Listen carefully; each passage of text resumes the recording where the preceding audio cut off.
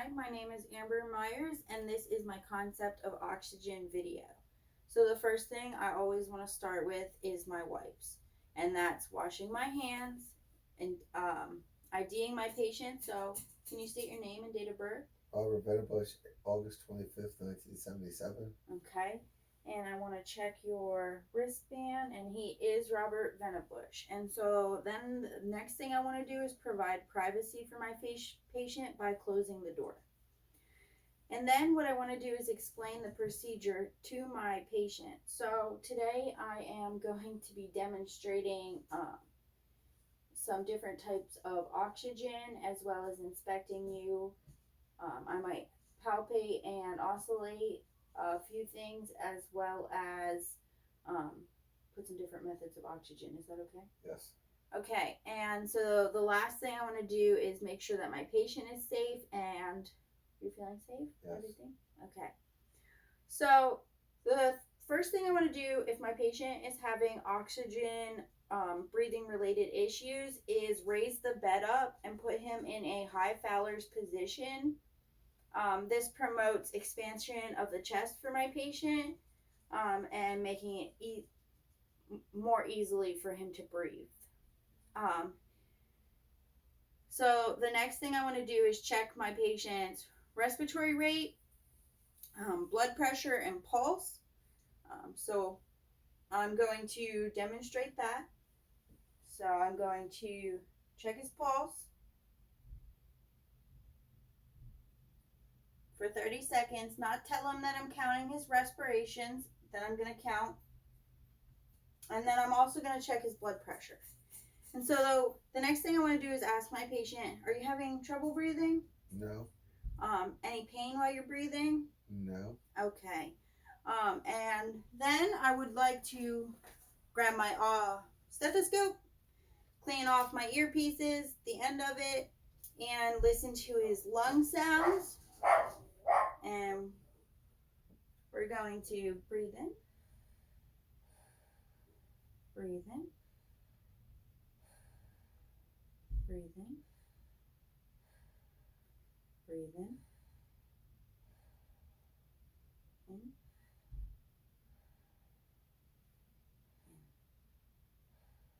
And then I'm going to have him lean up, in, in, in, in, in, in. Okay. And then the next thing I'm going to do is I'm going to have my patient sit back. I'm going to check the temperature of his skin on his chest, on his arms with the back of my hand to make sure that it all feels about even. The next thing I'm going to want to do is put a oximetry sensor on his finger so that I can check his blood oxygen concentration. And then we decided that we needed to implement some oxygen. So the first thing we're going to do is go for the nasal cannula. We're going to plug it into the wall. Then we're going to adjust it from 1 to 5 liters per minute of oxygen. Once we have that, we want to place the nostrils pieces into his nose, but we want to make sure that they're facing down, as in going down into his air cavity and not the wrong way and just blowing air into his skin. So we're going to do that. And then we want to wrap one around this ear and one around this ear. And then we'll have him on oxygen. And so the next thing we're going to do is get our face mask because this was the method we chose. We're going to plug our oxygen into the wall, but this time we're going to adjust it somewhere between 5 and 8 liters per minute. We are going to then make sure that we place the face mask, and I'm using a rescue mask. We're going to place it over his head, make sure it's nice over his nose and mouth, and there'll be little holes here so that the exhaled air can escape. And then that's that. And then the next thing we want to do is go for our non-rebreather mask. And so this is a mask that will have a bag attached to it.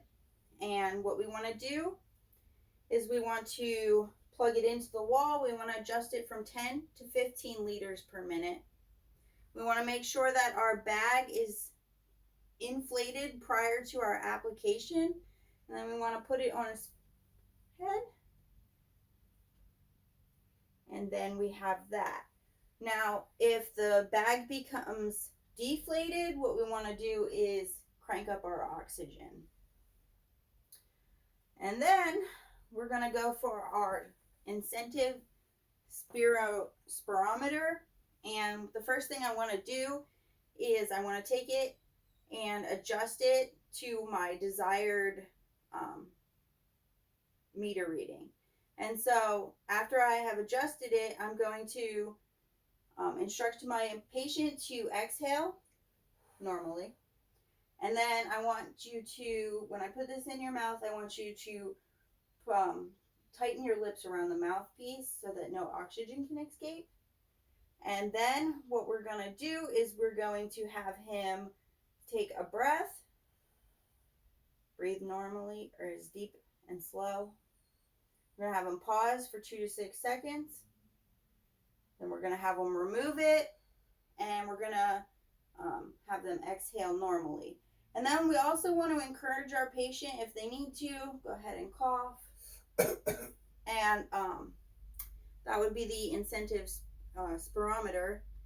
And after that, and each one of those different things, we would make sure that we are documenting appropriately.